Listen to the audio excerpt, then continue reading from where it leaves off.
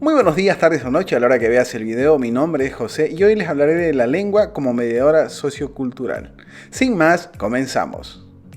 Antes de entrar en el tema, conceptualicemos que sociolingüística es la disciplina o la ciencia que estudia las relaciones entre lengua y sociedad. Con la profundización del tema, según la lectura de apoyo bibliográfico, tenemos el primer punto: sociolingüística y sociología del lenguaje. Sociolingüística. El concepto de sociolingüística no solamente queda en el estudio de relaciones entre lengua y sociedad, sino que también estudia todo efecto de la estructura y la organización social en el uso del lenguaje. También se ocupa principalmente del estudio de la variación lingüística y del cambio lingüístico. La sociolingüística se concentra también en cómo los factores sociales influyen en la variación de la lengua entre individuos. Sociología del lenguaje. La sociología del lenguaje se centra en la interacción entre el uso del lenguaje y las sociedades. Se ocupa principalmente de la descripción y el análisis de los problemas relacionados con el lenguaje, tales como el uso de la lengua en comunidades bilingües y multilingües. Se concentra en qué hace la sociedad con el lenguaje, es decir, estudia a la sociedad en relación con el lenguaje. Lengua, cultura y sociedad. Antes de empezar a hablar de este segundo subtítulo, empecemos con sus definiciones. Lengua es el sistema de comunicación verbal y escrito dotado de convenciones y reglas gramaticales, empleado por las comunidades humanas con fines comunicativos. Cultura es el grupo de conocimientos, rasgos y características que distinguen a una sociedad, una determinada época o un grupo social. Sociedad es un conjunto de individuos que conviven en un mismo territorio bajo un determinado esquema de organización, compartiendo además lazos económicos, políticos y culturales. Tomando en cuenta el material bibliográfico y el material audiovisual, llegamos a las cuestionantes. Cuestionante número 1. ¿Existe una relación entre la lengua y la cosmovisión de una cultura? Con esta primera cuestionante debemos determinar que la lengua no es más ni menos que el reflejo de la cultura. Entonces la lengua no contiene una sola cosmovisión o cultura correspondiente a un grupo o colectividad humana. Cuestionante número 2. ¿Consideras que existen lenguas más atrasadas que otras? Quizás no lenguas atrasadas, pero sí menos desarrolladas. Es muy importante recalcar que sin políticas gubernamentales no se puede hacer nada. Son los gobiernos que deben ofrecer recursos y apoyar procesos de oficialización de lenguas indígenas existentes en sus países. Eso acompañado de un control del desarrollo de la lengua no oficial en todo el territorio. Cuestionante número 3. ¿De qué manera se puede enriquecer una lengua? Si bien el vocabulario, la cantidad de palabras hace que se determine la riqueza de una lengua, no está por demás decir de que el impulso que se le mete en un determinado grupo de personas hace que trascienda y salga de un lugar menos poblado y se vuelva prácticamente un habla regional, por lo menos en nuestro país. Entonces, la única manera de enriquecer una lengua es añadiéndole más palabras, pero al mismo tiempo hacer partícipe de nuestro día a día a través del tiempo y de los procesos. En este caso, como es el nuestro, los procesos educativos. Por eso es que también abordamos el tema de las lenguas originarias. Cuestionante número 3. ¿De qué manera crees que se podrían desarrollar las lenguas originarias? Como decía anteriormente sobre lo gubernamental, la forma de desarrollar una lengua es haciéndola oficial en un distrito, provincia, región.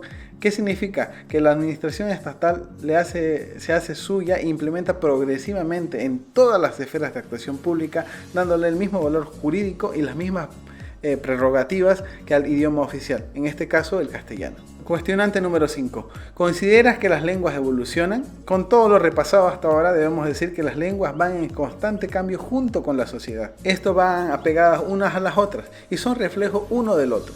Este cambio lingüístico a través del tiempo es individual. Cada individuo se encarga de difundir y de tratar de modificar. Algunas modificaciones son aceptadas y otras no tanto.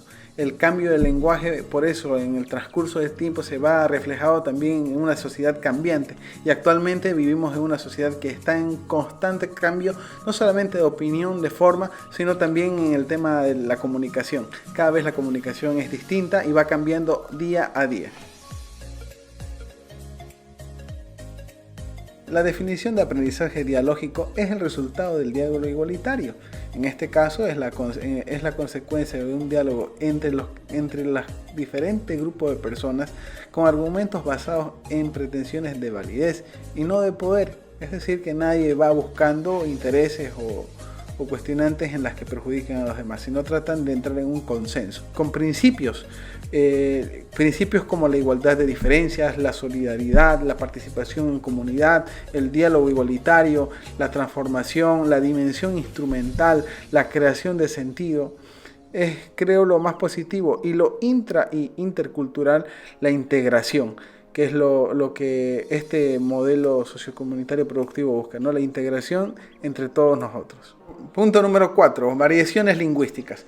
Las variaciones lingüísticas son un conjunto de formas de habla de una comunidad y se producen porque cada hablante tiene un lecto. Lecto, que es cuando el uso de una variedad determinada de español depende de alguna característica del emisor y caracterizados por sus dependencias. Como primer lecto tenemos el dialecto, es decir, que depende del lugar de ubicación del emisor. En este sentido tenemos el ejemplo de palta y aguacate. Palta en Perú, Bolivia y Argentina es correctamente dicho, como también es aguacate correctamente dicho en Colombia y en México. Y esto dependerá del lugar de donde es la persona que lo dice. El lecto número 2 es dependiente de la edad del emisor, es el cronolecto. El cronolecto depende de la edad del emisor. Esto nos sirve para determinar la edad o el rango de edad que se encuentra la persona en la que se está comunicando. Es decir, por ejemplo, un adulto diría: yo no tengo trabajo. Pero quizás alguien más joven diría: yo no tengo pega, no tengo chamba, no tengo laburo. Y eso nosotros podríamos determinar cuál es la edad del emisor.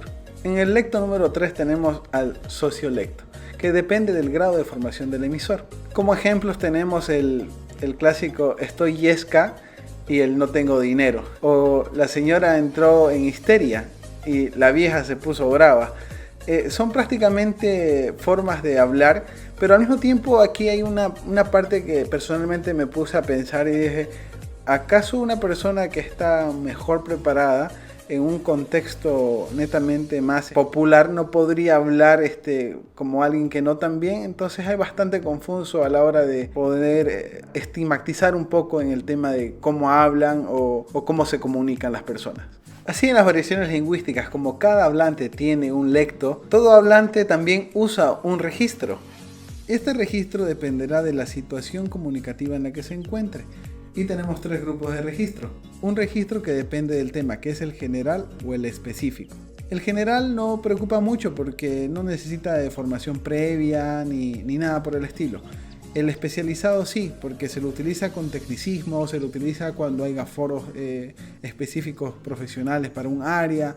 Entonces esa comunicación sí necesita ser específica, mientras que el general prácticamente todos podemos participar de ella. Tenemos otro registro que depende de la relación. Esta es la formal o informal. En este sentido podemos decir que un registro formal es cuando no queremos tener un acercamiento tan amigable con alguien y preferimos guardar distancia, y quizás un registro informal sería con amigos y familiares. También tenemos el registro que depende de un código, que este sería el registro oral o escrito, una comunicación verbal, obviamente un registro oral, y un escrito serían los mails, los textos y lo que anteriormente eran las cartas. Y hasta aquí la explicación de cada uno de estos conceptos.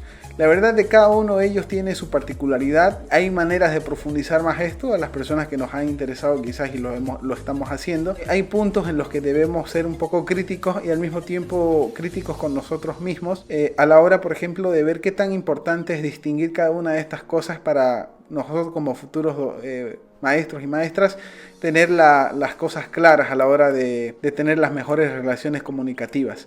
Identificarlas, potenciarlas y, por qué no así, impulsar a los demás a hacerlo también. Muchísimas gracias por la atención. Hasta la próxima.